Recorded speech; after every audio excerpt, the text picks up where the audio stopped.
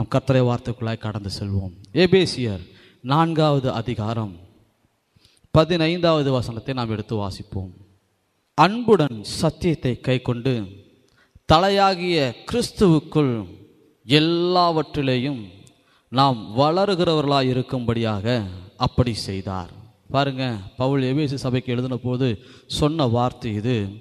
நாம் ஒவ்வொருவரையும் பார்த்து நம் மீது ஆண்டவர் வைத்திருக்கிற, நமக்காக ஆண்டவராக இயேசு செய்திருக்கிற, கிறிஸ்து செய்திருக்கிற ஒவ்வொரு காரியங்களும் நினைந்தருளி அவர் சொன்ன வார்த்தைகளில் ஒன்று, நாம் அன்புடன் ஆண்டவருடைய சத்தியத்தை கை கொள்கிறவர்களாக இருக்க வேண்டும். எதற்காக என்று சொல்லி பார்ப்போமானால், கிறிஸ்துவுக்குள் நாம் எல்லாவற்றிலும் வளரும்படியாக சத்தியத்தை கை கொள்ள வேண்டும் என்று சொல்லி பவுல் சொல்லுகிறார். இப்படியாக நான் சொல்லுகிறேன், நாம் எல்லோருக்கும் வளர வேண்டும் என்கிற விருப்பம் உண்டு, வளர்ச்சி பிடிக்கும். ஆனால் நாம் வளர்ந்து கொண்டு இருக்கிறோமா என்று சொல்லி பார்ப்போமானால் கேள்விக்குறியாகவே இருக்கிறது. ஒரு குழந்தை பிறக்கிற பொழுது, குழந்தையாக பிறக்கிறது, அது நாளுக்கு நாள் ஒவ்வொரு வாரமும் ஒவ்வொரு மாதமும் கடக்கிற பொழுது அந்த அந்த அந்த பருவத்துக்கு அந்தந்த வளர்ச்சிக்குள்ளாக வருகிறது. நாளுக்கு நாள் அது வளருகிறது என்பதை நாம் பார்க்கிறோம். அதுபோலவே பூமியிலே பிறந்திருக்கிற நாம், கிறிஸ்துவுக்குள் கிறிஸ்துவனுடைய மகளாய் பிறந்திருக்கிற நாம், ஆண்டவருடைய மகனாய் இருக்கிற நாம், கிறிஸ்துவுக்குள் பிறந்த நாளிலிருந்து பிறந்த அதே இடத்திலே நாம் நின்று கொண்டிருக்கக்கூடாது. கிறிஸ்துவுக்குள் நாம் வளர வேண்டும், கிறிஸ்துவுக்குள் நாம் இடங்கொண்டு பெருக வேண்டும் என்று சொல்லி நாம் வாசிக்கிறோம். பாருங்கள், வளர வேண்டும் என்பதிலே நாம் கவனமாக இருக்க வேண்டும். நாம் இருக்கிற இடத்திலே இருக்கிற வண்ணமாகவே இருக்கக்கூடாது என்பதை நாம் வாசிக்கிறோம். மீண்டும் இந்த வசனத்தை உங்களுக்காக நான் வாசிக்கிறேன். அன்புடன் சத்தியத்தை கை கொண்டு தலையாகிய கிறிஸ்துவுக்குள் எல்லாவற்றிலேயும் நாம் வளருகிறவர்களாக இருக்கும்படியாக அப்படி செய்தார் என்று சொல்லி வாசிக்கிறோம். பாருங்கள், எல்லாவற்றிலும் நாம் வளர வேண்டும் என்று சொல்லி வேதவசனம் சொல்லுகிறது. ஆண்டவருடைய பிள்ளைகளாக இருக்கிற நாம் அனைவரும் அடுத்த நிலைக்கு, அடுத்த ஸ்தானத்துக்கு நேராக கடந்து செல்ல வேண்டும். கிறிஸ்துவுக்குள் பிறக்கிற பொழுது முதலாவது ஜெபம் எப்படி செய்ய வேண்டும் என்று சொல்லி கற்றுக் கொடுப்பார்கள். ஆரம்ப நாட்களே நாம் ஜெபம் செய்கிற பொழுது எப்படி செய்வோம் என்றால், சிறிது சிறிதாக ஒரு சில வார்த்தைகளை சொல்லி ஜெபம் செய்வோம். முதலாவது ஜெபம் செய்ய கற்றுக் கொடுக்கிற பொழுது, உங்களுடைய தேவைகளை நீங்கள் உங்களுடைய தகப்பனிடத்தில் கேட்பது போல இயேசுவினிடத்தில் கேளுங்கள். இயேசுவே, எனக்கு இந்த தேவைகள் உண்டு, இந்த தேவையில் எனக்கு நீர் செய்து தருவீர்கள் என்று சொல்லி நான் நம்புகிறேன், நான் விசுவாசிக்கிறேன். எனக்கு நீர் இந்த தேவைகளை சந்தித்து கொடுக்கறதுக்காக நன்றி, ஆமேன் என்று சொல்லி ஆரம்ப நாட்களில் நாம் ஜெபிப்போம். அல்லது ஸ்தோத்திரம் பண்ணி நம்முடைய தேவைகளை சொல்லி ஜெபித்து நிறைவு செய்வோம். ஆனால் பாருங்கள், அது நாம் கிறிஸ்துவுக்குள் பிறந்த அந்த நாளிலே செய்த ஜெபம்.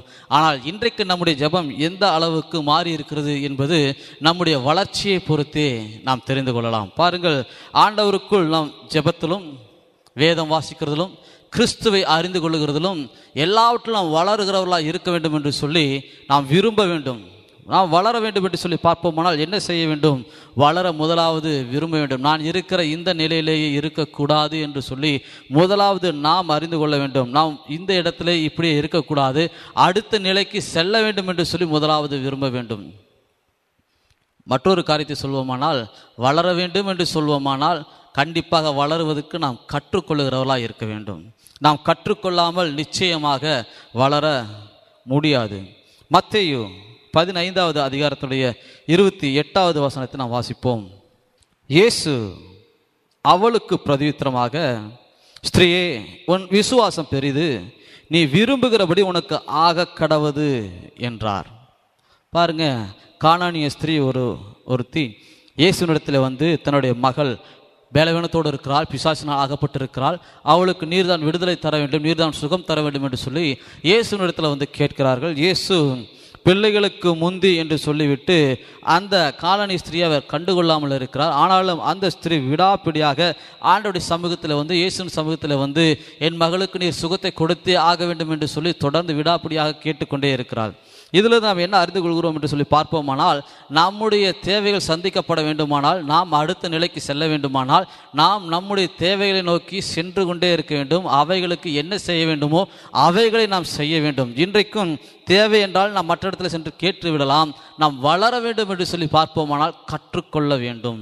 நாம் கற்றுக்கொள்கிறவர்களாக இருக்கிற பொழுது மாத்திரமே அடுத்த நிலைக்கு நம்மால் செல்ல முடியும். நாம் ஒரு செடியை வளர்க்க வேண்டும் என்று சொல்லி விரும்பினால் அந்த செடியை ஒரு தொட்டியிலே வைத்து நாம் வளர்க்கிறோம். அதற்கு தொட்டியில் வைத்த பிறகு அது உடனே வளர்ந்து விடுமா என்று சொல்லி பார்ப்போமானால் இல்லை. அதற்கு நீர் பாய்ச்ச வேண்டும். அது சரியானபடி வளர்வதற்கு தேவையான உரத்தை நாம் வைக்க வேண்டும். அப்பொழுதுதான் அது சரியாக வளரும். அந்த தொட்டியானது சபையை போன்றது.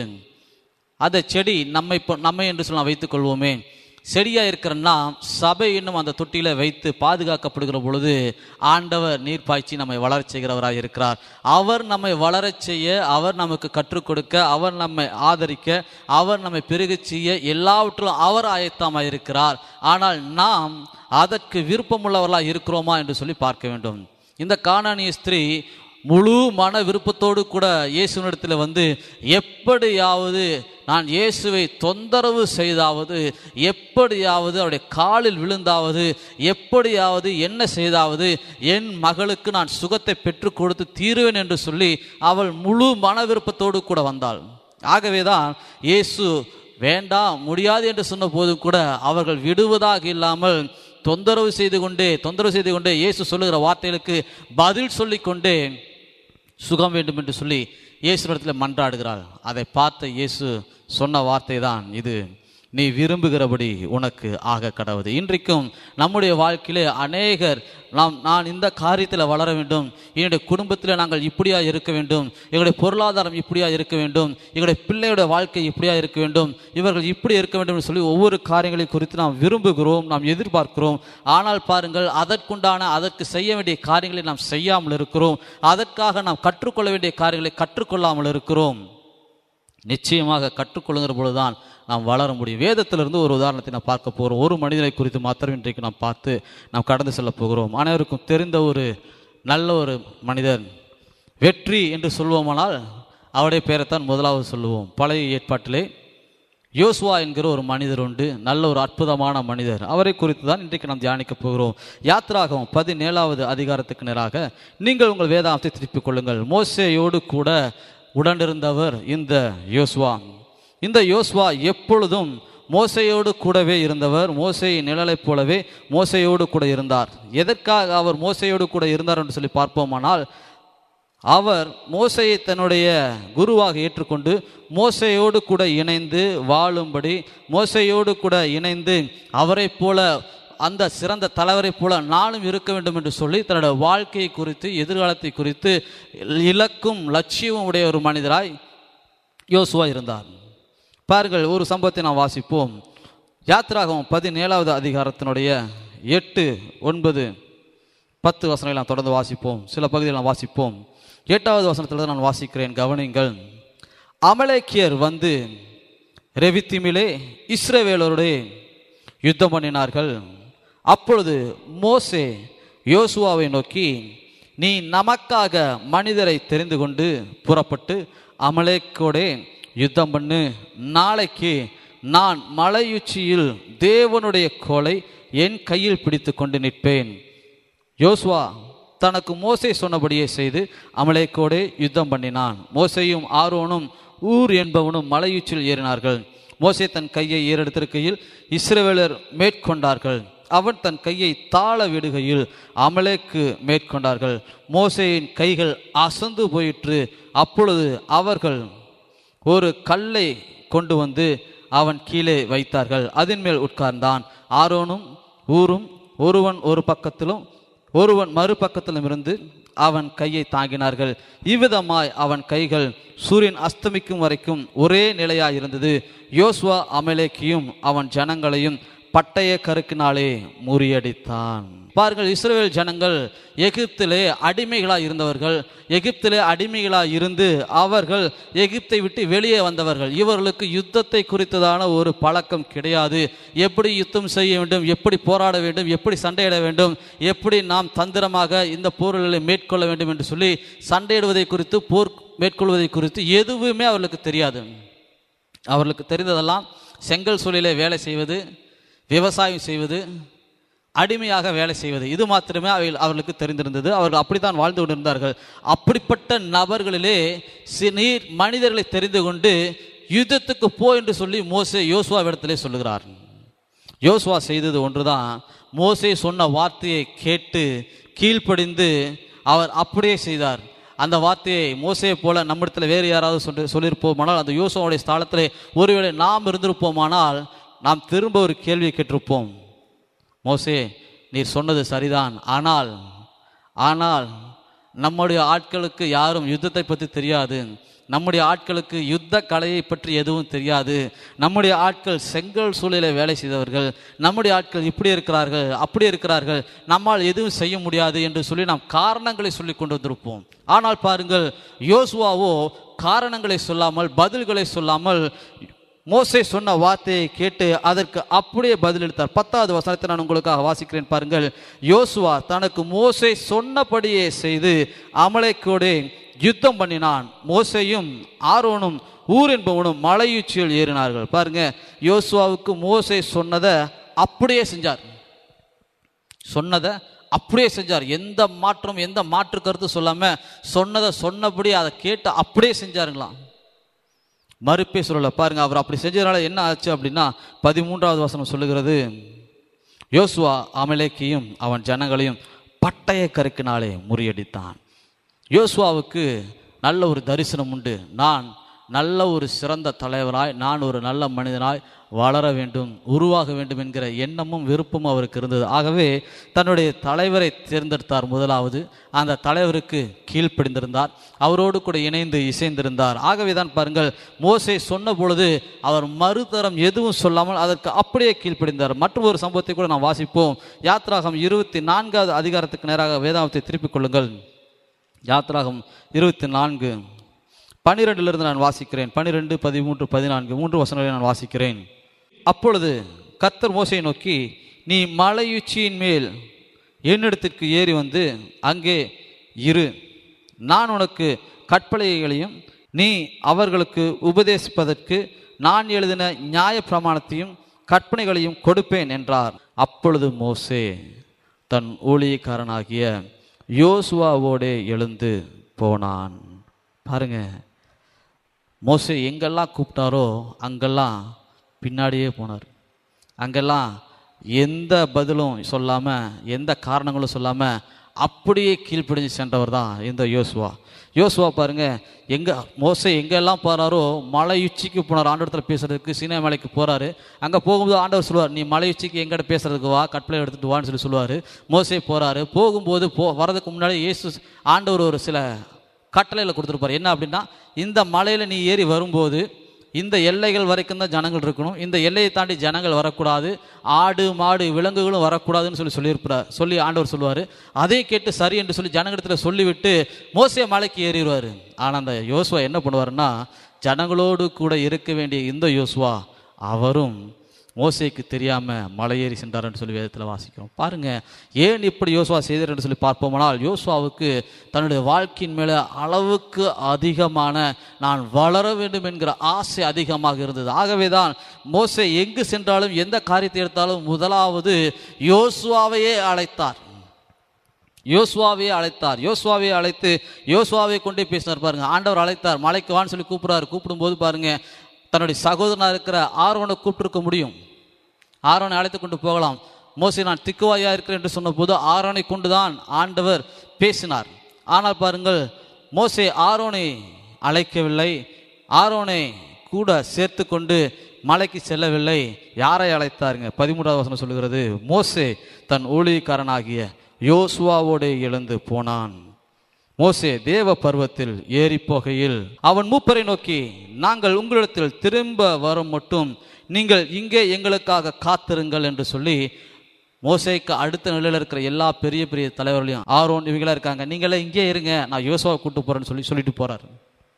14 வசனத்தை முழுசா வாசிக்கு போய் நம்ம அதில் அறிந்து கொள்ளலாம். பாருங்க, என்னவென்று சொல்லி பார்ப்போமானால், யோசுவாவுடைய விருப்பம், யோசுவாவுடைய தாகம் அவனை மோசையோடு கூட அழைத்து சென்றது.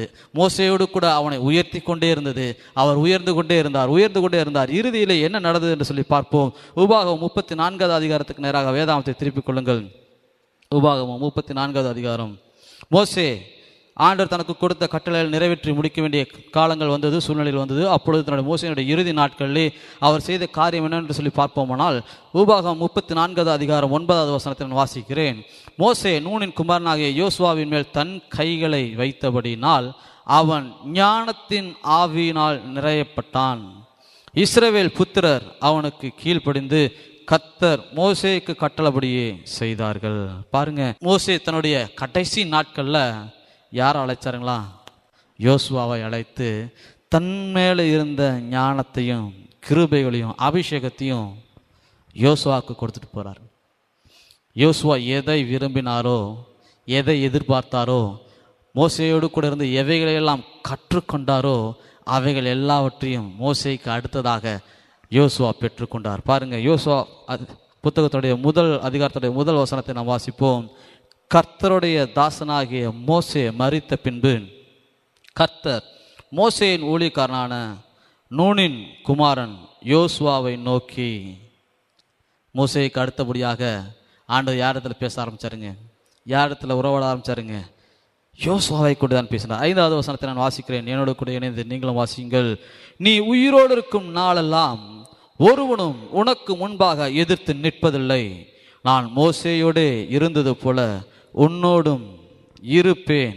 நான் உன்னை விட்டு விலகுவதும் இல்லை, உன்னை கைவிடுவதும் இல்லை. ஹல்லேலூயா. பாருங்க, நான் மோசே கூட இருந்தது மாதிரியே உன் கூடயும் இருப்பேன். ஆண்டவர் சொன்ன வார்த்தை, நான் மோசே கூட இருந்தது மாதிரியே உன் கூட இருப்பேன். நான் உன் கூட இருந்து உன்னை ஆசீர்வதிப்பேன், உன்னை பயன்படுத்துவேன். உன்னை நான் எதற்காக தெரிந்து கொண்டனோ அந்த காரியங்களை நிறைவேற்றுவேன். நீ என்ன காரியங்களை விரும்பினாயோ, நீ என்ன காரியங்களை எதிர்பார்த்திருந்தாயோ அந்த காரியங்களுக்கு நேராக, அந்த வளர்ச்சிக்கு நேராக, அந்த உயர்வுக்கு நேராக நான் உன்னை அழைத்து செல்வேன் என்று சொல்லி ஆண்டவர் யோசுவாவை எடுத்து பயன்படுத்தினார். பாருங்கள், வேதத்திலே நமக்கு நன்றாக தெரிந்த ஆண்டவராக இயேசுவை குறித்து பார்ப்போமானால், அவரும் கூட தான் பிறந்த நாளிலிருந்து தன் பெற்றோர்களோடு கூட அவர் இணைந்திருந்தார், இசைந்திருந்தார். 12வது வயதிலே அவர்கள் பஸ்கா பண்டிகைக்கு என்று சொல்லி அவர்கள் செல்கிற பொழுது அவர் வழியிலே காணாமல் போகிறார். ஆலயத்தில் அவர் தங்கிவிடுகிறார். அங்கே அவர்கள் வேத சாஸ்திரிகளோடு கூட அவர் அமர்ந்து பேசி கொண்டிருக்கிறார். அவருடைய பெற்றோர்கள் அவரை தேடிக்கொண்டிருக்கிறார்கள். இயேசு என்ன பேசினார், என்ன சொன்னார்? வாசிப்போம். லூக்கா 2வது அதிகாரம் 49வது வசனத்தை நாம் வாசிப்போம். அதற்கு அவர், நீங்கள் ஏன் என்னை தேடினீர்கள்? என் பிதாவுக்கு அடுத்தவைகளில் நான் இருக்க வேண்டியதென்று அறியீர்களா என்றார். பாருங்க, இயேசு சிறு வயதிலிருந்தே ஒரு நோக்கத்தோட, ஒரு விருப்பத்தோட, தன்னுடைய வாழ்க்கையை குறித்து ஒரு திட்டமும் தெளிவும் உள்ளவராக இருந்தார். நான் வளருவேன், நான் என் பிதாவின் சித்தத்தை நிறைவேற்றுவேன், என் பிதாவிற்கு அடுத்த ஸ்தானத்தில் நான் இருந்து எல்லா காரியங்களையும் செய்வேன் என்று சொல்லி அவர் 30 வருட காலமும் அமர்ந்திருந்து கற்றுக்கொண்டே இருந்தார். 30 வருட காலமும் அவர் அமர்ந்தது கற்றுக்கொண்டே இருந்தார். சிறு வயதிலிருந்தே ஆண்டவராக இயேசு எப்படி இருந்தார் என்று சொல்லி பார்ப்போமானால் 2வது அதிகாரத்துடைய 52வது வசனத்தை நாம் வாசிக்கிறோம். இயேசுவானவர் ஞானத்திலும் வளர்த்தியிலும் தேவ கிருபையிலும் மனுஷர் தயவிலும் அதிகமாய் விருத்தி அடைந்தார். பாருங்க, இயேசு இவ்வளவாய் வளர்ந்து விருத்தி அடைந்தார். பாருங்க, சிறு வயதிலிருந்தே அவர் வளர வேண்டும், சரீர பிரகாரமாகவும் ஆவிக்குரிய பிரகாரமாகவும் நான் வளர வேண்டும் என்று சொல்லி அவர் தன்னுடைய வளர்ச்சியிலே கவனம் செலுத்தினார். தேவ கிருபையிலும் மனித தயவிலும் அவர் கவனம் செலுத்தி கொண்டே இருந்தார், கவனமுள்ளவராக இருந்தார். 30 வருட காலம் கற்றுக்கொண்டு 30 வருட காலம் அவர் கற்றுக்கொண்ட காரியங்களை 3.5 வருட காலங்களில் தன்னுடைய ஊழியத்தில் அவர் நிறைவேற்றி சென்றார். இயேசுக்கு முன்பாக அநேக சவால்கள் வந்தது, பிரச்சனைகள் வந்தது, போராட்டங்கள் வந்தது. எல்லாவற்றையும் அவர் மேற்கொண்டு ஜெயித்தார். அவரை போலவே நாமும் எல்லாவற்றையும் மேற்கொண்டு ஜெயமுள்ள ஒரு வாழ்க்கையை, சந்தோஷமுள்ள ஒரு வாழ்க்கையை வாழ வேண்டும் என்று சொல்லி ஆண்டவர் விரும்புகிறார். ஆகவேதான் வேதவசனம் இப்படியாக சொல்லுகிறது, நாம் வளருகிறவர்களாக இருக்க வேண்டும் என்று சொல்லி நாம் வாசிக்கிறோம். எபேசியர் 4வது அதிகாரத்துடைய 15வது வசனத்தை மீண்டும் ஒரு விஷயம் நாம் வாசித்து நாம் நிறைவு செய்ய போகிறோம். அன்புடன் சத்தியத்தை கைக்கொண்டு தலையாகிய கிறிஸ்துவுக்குள் எல்லாவற்றிலையும் நாம் வளருகிறவர்களாய் இருக்கும்படியாக அப்படி செய்தார். நாம் எல்லாவற்றிலும் வளருகிறவர்களாய், எல்லாவற்றையும் கற்றுக்கொண்டு அதன்படி வளருகிறவர்களாய், எல்லாவற்றிலும் நாம் ஜெயம் கொள்ளுகிறவர்களாய், எல்லாவற்றின் மேலும் ஆண்டோட சித்தத்தை நிறைவேற்றுகிறவர்களாய் நாம் இருக்க வேண்டும். ஒரு ஆமீன் சொல்லுங்க. ஆண்டவர் நம்மை ஆசீர்வதிக்கிறவராய், நம்மை பெருக செய்கிறவராய், நம்முடைய குறைவுகள் எல்லாவற்றையும் நிறைவாய் மாற்றுகிறவராய் இருக்கிறார். நாம் இன்றைக்கும் நம்முடைய வாழ்க்கையிலே நான் வளர வேண்டும், நான் இருக்கிற இந்த நிலையில இருக்க மாட்டேன், என்னை குறித்து ஆண்டவர் வைத்திருக்கிற அந்த திட்டங்களுக்கு நேராக, தரிசனங்களுக்கு நேராக நான் கடந்து செல்வேன் என்று சொல்லி இன்றைக்கு நாம் விரும்புகிற பொழுது, நாம் விரும்புகிறபடியே அவர் நம்முடைய வாழ்க்கையிலே சகலவற்றையும் நன்மைக்கு ஏதுவாக மாற்றுவார். நாம் யாவர் சேர்ந்து எழுந்து நின்று கண்களை மூடி ஜெபித்து நாம் இந்த ஆராதனை நிறைவு செய்வோம்.